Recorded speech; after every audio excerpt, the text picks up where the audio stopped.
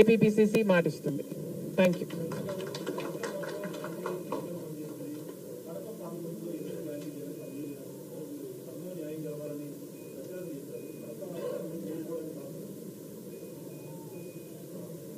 Kadapa situation is a different situation because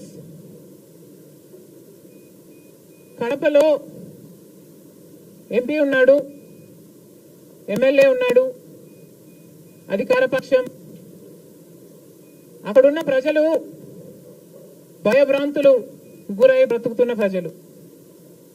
ప్రభుత్వానికి వ్యతిరేకంగా అంటే యువజన శ్రామిక రైతు పార్టీకి వ్యతిరేకంగా పనిచేస్తే, ఓటేస్తామని తెలిస్తే మాకు వచ్చే స్కీములు పోతాయి, అవి కాకుండా మా మీద కేసులు పెడతారు, దాడులు చేస్తారు అన్న భయం కూడా ప్రజలలో ఉంది. ఓటుకి 3,500 రూపాయల నుంచి ఇవ్వడం జరిగింది. విచ్చలవిడిగా డబ్బులు ఖర్చు పెట్టారు, డబ్బులు పని చేయకపోతే బెదిరించారు, లేకపోతే కేసులు పెడతామని, స్కీములు తీసేస్తామని, ఇలాంటి ఎన్నో ప్రలోభాలకు కడప ప్రజలు గురయ్యారు. ఇవన్నీ కూడా పనిచేశాయి. నేను కడపలో గెలవకపోవడానికి కారణం టైం అనే నేను అనుకుంటున్నాను. బికాస్ నేను కడపలో తిరిగింది కేవలం 14 రోజులు మాత్రమే. 14 రోజులు క్యాంపెయిన్ చేశాము, మిగతా టైం స్టేట్ వైడ్ క్యాంపెయిన్ చేశాము.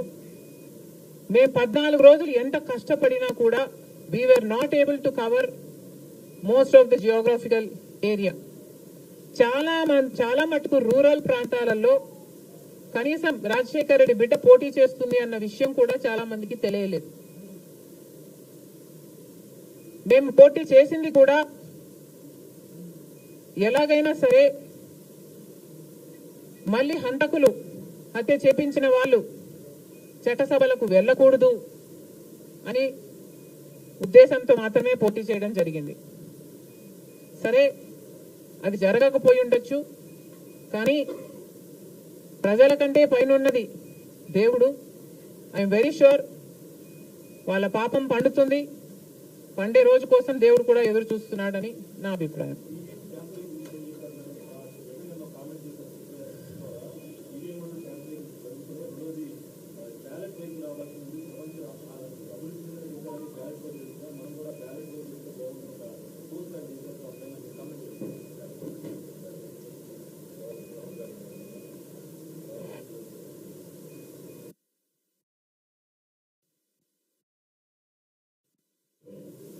ఐ ఫీల్ మేధావులు కూర్చొని సుప్రీంకోర్టుతో సహా అందరూ కూర్చొని, ఇది అంత దేశానికి సంబంధించిన విషయం కాబట్టి అందరూ కూర్చొని ఓ నిర్ణయానికి వస్తే దేశ ప్రజలు హర్షిస్తారన్నది నా అభిప్రాయం.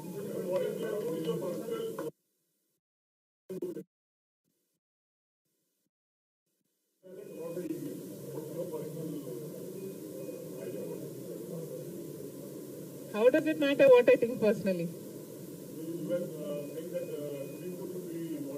Exactly. The reason I want Supreme Court to be involved is because I don't know the entire positives and the negatives of it.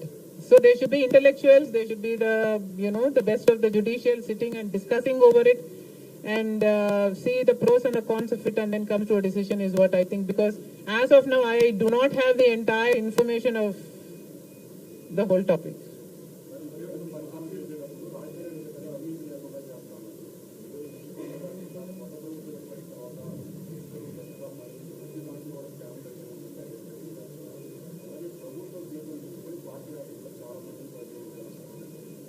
ప్రజలు బుద్ధి చెప్పారు కదమ్మా, ఇంకా నేను మాట్లాడటం ఎందుకు.